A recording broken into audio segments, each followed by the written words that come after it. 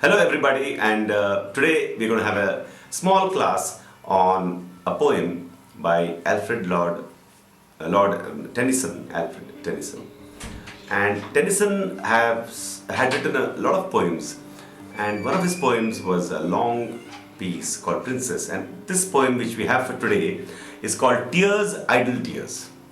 Tears, Idle Tears, and this is one of the most um, uh, beautiful poems by Tennyson, which people have really celebrated this poem.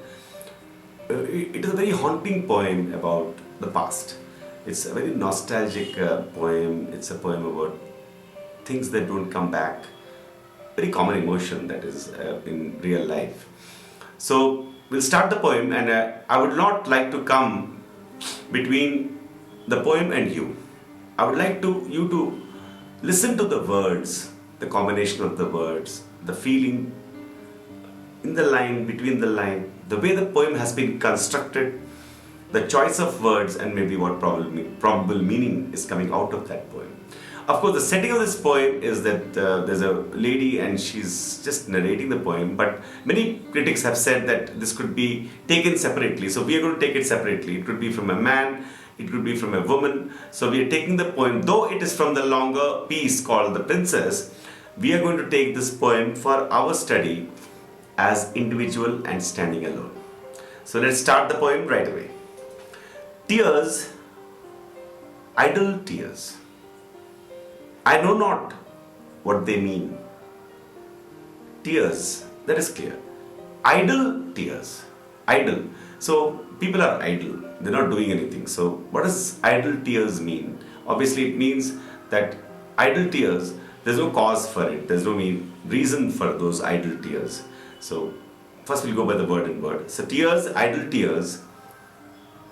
I know not what they mean. So I know not what they mean is supporting the word idle. So now the sentence is clear. Tears, idle tears, I know not what they mean. So this is completely clear, at least in terms of words. Tears, idle tears. I mean, it is like free and idle tears. I know not what they mean. Tears from the depth of some divine despair. Divine despair. Very tough combination of words that is. Tears from the depth of some divine despair. So it is clear the poet is not talking about some despair because you didn't get something or you tried something very hard. This is a divine despair. So divine means part and parcel of the deepest feeling for life. So it's about life.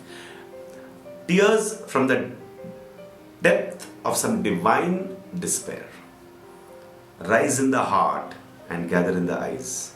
This is sheer poetry. Poetry hits you in terms of the rhythm and music of the words also. So there's no need to explain it. You can understand it just by my reading out. Rise in the heart and gather in the eyes. In looking on the happy autumn fields. So tears in happy autumn fields, and thinking of the days that are no more. So the poet is in deep reflection about life and he's looking at the autumn fields.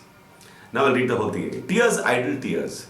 I know not what they mean. I know not what they mean. So he's looking at the autumn and he's getting these tears. Tears from the depth of some divine despair. He's feeling some deep despair. Rise in the heart and gather in the eyes. In looking on the happy autumn fields and thinking of the days that are no more. So the tears are coming because he's thinking of the days that are no more. This is pretty straightforward because the days that are no more. Obviously, when you have a deep hurt or deep loss, this comes. If you have lost someone very dear, and here I would like to give you some autobiographical information about Tennyson. Not that that is the reason why he wrote the poem, but he makes it universal. Definitely that influence is very strong in the poem. Also because this incident is directly related to the place where he got the idea of the poem. The autobiographical incident is that he had a friend, very close friend of his, who used to read poetry aloud to Tennyson. They were very, very close friends. And it's amazing that he wrote around 100 poems lamenting and regretting his death. He was so deep in his love for his friend. So there's also a famous saying because of that, it's better to love and lose than not love at all. Many people know that quotation that came from his love for his friend, such a deep soulmate friendship. And he lost his friend at the age of 24. And this poem, he got this idea when he was looking at the burial ground of his friend. So this is, of course, pretty straightforward if you can make that generalization, that he's talking about loss. But he's not talking directly about friends. That's not what poets do. Poets don't take autobiographical incidents and make a poem. No, they don't do that. They look for deeper meaning, and that meaning is generated, triggered by the incident, but the meaning is universal. This is a profoundly universal meaning, a universally meaningful poem. So, in looking on the happy autumn fields and thinking of the days that are no more, that's where the tears are coming from, divine despair. Fresh as the first beam, fresh. So he's continuing the mood and the thought. Fresh as the first beam glittering on a sail. So a ship is coming. Fresh as the first beam. The memories are fresh. This is a remarkable fact which when we finish a few more stanzas, you'll understand why he uses the word fresh again and again. Fresh as the first beam, glittering, shining on a sail. Shining on a sail. Fresh as the first beam, shining on a sail. So that is a very beautiful metaphor. Fresh as the first beam, glittering on a sail. And here he talks about the ship which is coming from far ashore. The ship that is coming from far ashore. That brings our friends up from the underworld. So what is the underworld? Fresh as the first beam, glittering. The beam is glittering on a sail. It's coming from the ship. That brings our friends up from the underworld. So he's bringing the friends up from the underworld. Sad as the last which reddens over one that sinks with all we love below the verge. Verge. So all that we love has gone down into the underground. So it's about death. Our friends die. They come in the morning, fresh as a gleaming. So you see that he's playing with a dual theme here. He's talking about happy things, like he's saying fresh as the first beam glittering on a sail, but he's talking again about the past, and then the sad as the last which reddens over one, that sinks with all we love below the verge. So sad, so fresh, the days that are no more. So sad, so fresh, the days that are no more. So he's talking about the sadness and the freshness. How can that be? How can something sad be fresh? The memory is not gone. It's not dead. This is so common. If you really love, those memories are still there. It's as fresh as ever. And yet it is very sad. That is such fresh. This poem itself is very fresh and sad. Because it talks about nostalgia, remembering with such deep love and compassion. We come to the third stanza now. Ah, sad and strange, as in dark summer dawns, just dawn is breaking, the earliest pipe, the song of half-awakened birds to dying ears, again the duality. The morning is coming up, it's a very powerful poem. The morning is coming up and this person is dying. So that combination.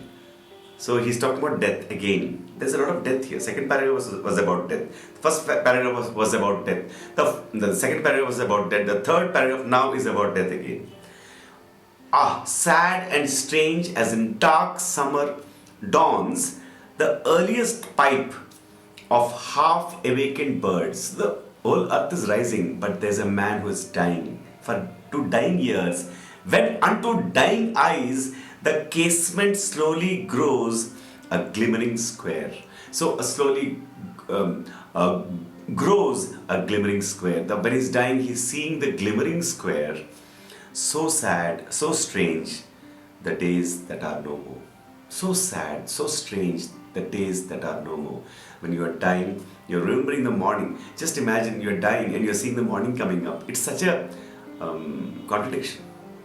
If you are dying, then the world must be dying, but no, the world is rising. What is that contradiction? That is a poetry. That is a poetic. You have to stop there. That is the irony of life. Your love is fresh. It is full of meaning, joy, and the death. The finishing of that. How do you handle that? You write a poem like this. You write a poem like this. You explain. That is a poet. The poet doesn't say, okay, it's okay, death is okay, we should accept death, all that. The poet does not talk about life in such superficial terms, never. The poet talks about life as it is, and the fact of death is in direct contradiction with freshness. Or is it, or what? And now we'll go to the fourth stanza, and this also goes into the climax of words now. Dear as remembered kisses after death. Dear as remembered kisses after death. So you have kissed, you have got a lot of kisses from your love, and after death you remember them fresh. And sweet as those kisses were hopeless fancy feigned. Hopeless, hope. Fancy, imagination. Feigned again is imagination.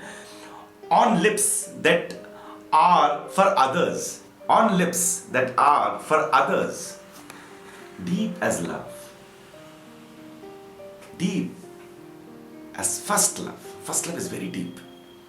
And wild with all regret. He uses the word wild here. Regret, wild, past. Days no more. Wild. He's wild.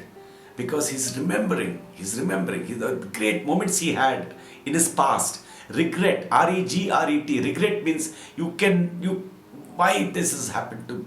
That feeling is regret. And he's become wild with regret about the past. That is the deep love. See, suppose you love somebody, it is fresh and painful. Fresh and painful.